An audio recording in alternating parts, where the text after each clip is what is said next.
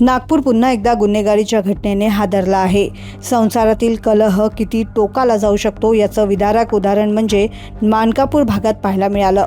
एका auto rickshaw चालकाने भर रस्त्यात आपल्या पत्नीच्या अंगावर पेट्रोल ओतून तिला जिवंत जाळण्याचा प्रयत्न केला आहे। नागपूरच्या मानकापूर पोलीस स्टेशनच्या हद्दीत ही खळबळजनक घटना घडली आहे। आरोपी अनिल देशमुख आणि त्याच्या पत्नीमध्ये गेल्या अनेक दिवसांपासून कौटुंबिक वाद सुरू होता। हे भांडण इतकं विकोपाला गेलं की दोघंही गेल्या काही काळापासून एकमेकांपासून वेगळे राहत होते।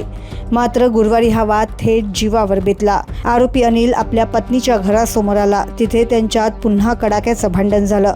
संतापाच्या भरात आणि क्रूरतेची सीमा ओलांडत अनिलने आपल्या रिक्षामधून पेट्रोल काढलं आणि पत्नीच्या अंगावर ओतून तिला लायटरने पेटवून देण्याचा प्रयत्न केला। या जीवघेण्या हल्ल्यात पत्नी गंभीर जखमी झाली असून आरडाओरड ऐकून जमलेल्या नागरिकांनी तिला तातडीने रुग्णालयात दाखल केले।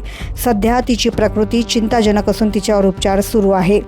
घटनेची माहिती मिळताच मानकापूर पोलिसांनी घटनेचं गांभीर्य ओळखून तातडीने चक्रे फिरवली आणि आरोपी पती अनिल देशमुखला बेड्यात ठोकले आहेत। मानकापूर पोलीस स्टेशनचे वरिष्ठ पोलीस निरीक्षक हरीश कळसेकर यांनी दिलेल्या माहितीनुसार आरोपीवर भारतीय दंडविधानाच्या कलम 307 म्हणजेच हत्येचा प्रयत्न केल्याप्रकरणी गुन्हा दाखल करण्यात आला आहे।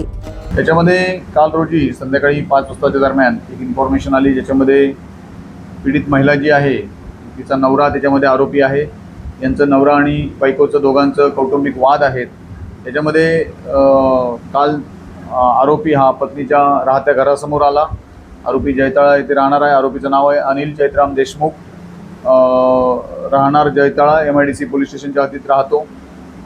पत्नीसोबत वादविवाद असल्यामुळे पत्नी त्याची मानकापूर हद्दीत राहते। पत्नी कामावरून जेव्हा घरी आली तेव्हा हा पत्नीच्या घरासमोर त्या ठिकाणी उभा होता। हा ऑटो चालक आहे, ऑटोसह त्या ठिकाणी आला होता।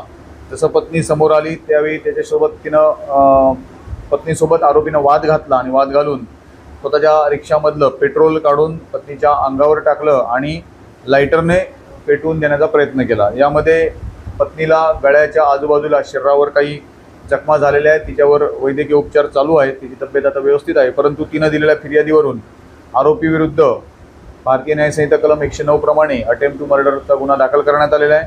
आरोपीला कालच अटक करण्यात आलेली आहे। आज रोजी माननीय न्यायालयात आरोपीला हजर केले असता न्यायालयाने न्यायालयीन कोठडी मंजूर केलेली आहे आणि या घटनेचा पुढील तपास चालू आहे। नागपूरसारख्या शहरात भरदिवसा घडलेल्या या घटनेमुळे महिलांच्या सुरक्षेचा प्रश्न पुन्हा एकदा ऐरणीवर आला आहे।